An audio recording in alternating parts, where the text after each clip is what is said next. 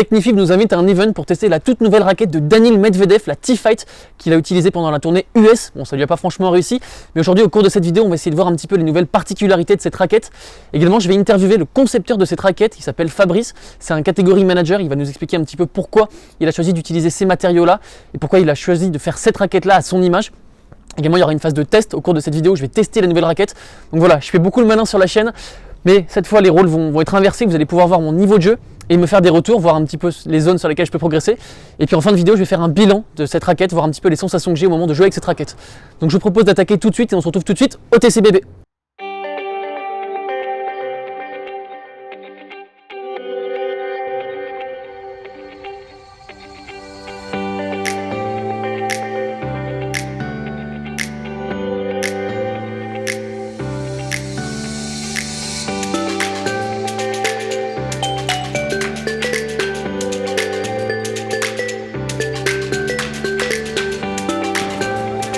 Test de la raquette Diga.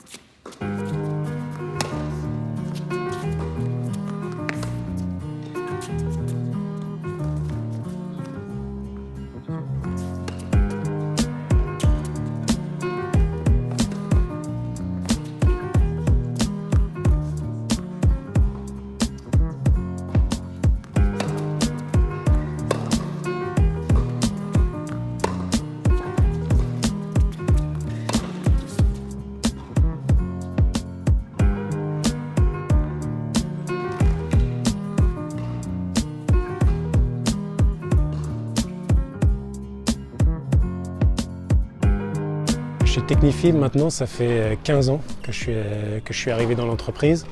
Au département produits, au départ, je m'occupais du textile, des sacs et des accessoires. Ensuite, les cordages. Et maintenant, depuis 5 ans, je m'occupe du développement de toutes les raquettes tennis, squash, padel.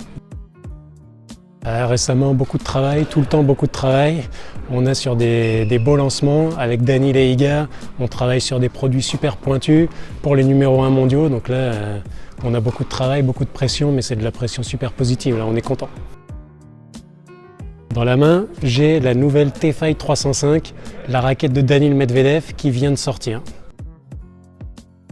Eh bien, particularité, super nouveau produit. Déjà, il a été lancé au moment de l'US Open, endorsé par Daniil. On fêtait sa victoire un an après. Et ce qui est top, c'est que d'un point de vue, le travail a été fait de manière super collaborative avec Daniil. sur toutes les nouvelles technologies et les specs de la raquette. Et notamment une technologie particulière qu'on peut voir là sur les pièces plastiques qui s'appelle l'Isoflex. Vous avez même le logo là sur le côté de la raquette. L'Isoflex, elle est matérialisée là, par les trous qu'on voit sur le bumper, mais en fait c'est le cadre qui a une rigidité évolutive tout autour du tamis, adapté à chaque corde et qui permet d'avoir un maximum de tolérance et de stabilité à l'impact. Donc nouvelle technologie développée avec Daniel. Alors moi, je suis chef de produit, je coordonne tout le développement, mais bien sûr on travaille avec des partenaires super pointus d'un point de vue ingénierie et design pour aboutir à ce produit. C'est le travail technique avec notre équipe d'ingénieurs et tout le travail design cosmétique aussi avec l'équipe design. Ça fait plus de 2 ans qu'on est dessus. Le travail a commencé avec le développement de la gamme précédente et notamment d'une autre gamme de raquettes, la TFX1, la gamme de Technifibre. Au moment du développement de la TFX1, on onboardait 2 nouvelles technologies de rupture, l'Isoflex et le X-Dump, l'antivibratoire dans le manche. Daniel, qui est hyper pointu d'un point de vue produit, qui nous aide à développer toutes les technologies, même quand ce n'est pas pour lui, avait testé ces 2 technos et au moment du test, il avait été super impacté par l'Isoflex qui lui a amené de la stabilité à l'impact, c'était ce qu'il recherchait. Sur la TFX1, c'était poussé un peu trop fort et notamment sur un cadre très puissant. Donc à partir du moment où il l'a testé sur la TFX1, il a voulu voir ce que ça pourrait donner sur sa T-Fight. Et de là a commencé le développement et on a adapté, intégré l'Isoflex à la T-Fight de Daniel. Oui, on le rencontre de manière régulière, puisque non seulement quand on travaille sur sa raquette, mais aussi dès qu'on développe une nouvelle technologie, raquette, cordage, à chaque fois on se sert de l'input des top players, et notamment Daniel qui est vraiment le plus pointu pour ça, quoi. Il est super sympa, ce qui est bien avec Daniel, c'est qu'il est naturel, donc il parle vraiment comme il pense, super abordable. Et d'un point de vue développement produit, vraiment ce qui est top, c'est qu'on a besoin de quelqu'un qui soit réfléchi dans la tête et qui arrive à matérialiser ses sensations. Et Daniel, c'est le cerveau, ça va à 10 000 dans sa tête, super organisé, donc les feedbacks sont incroyables. C'est un vrai joueur d'échecs, comme on dit. Complètement, ouais. C'est la vérité ça. Ça fait longtemps que tu le connais? Donc non, nous on se rencontre sûrement dans un cadre vraiment de développement, donc on est plutôt dans le sérieux et dès qu'il est sur le court, là pour le coup il est super appliqué. Et là il est concentré à 100% sur le tennis, et ça c'est ça qui est incroyable avec lui. Et c'est pareil avec Iga aussi?